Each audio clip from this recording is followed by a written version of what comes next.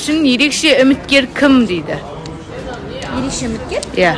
Сізге келген үміткерлердің ішінен ерекше үміткер. Бәрі ерекше болды. Негізі комментарийлерді қарап қалам.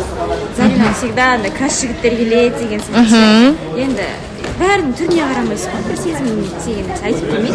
Бәрі ерекше деп айтамын. Солардың ішінде кім болды?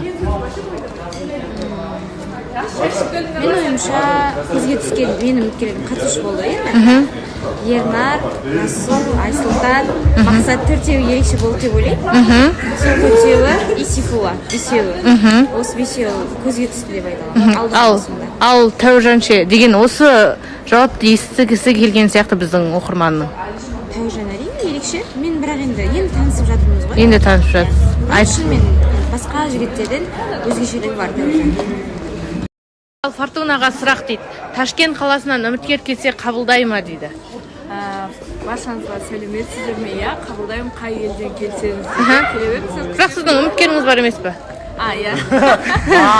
Жоқ, вообще қойылып жатқан сұрақ қой. Алдағы уақытта ол үміткеріңізбен болашақ құру сонда жоспарда жоқ па?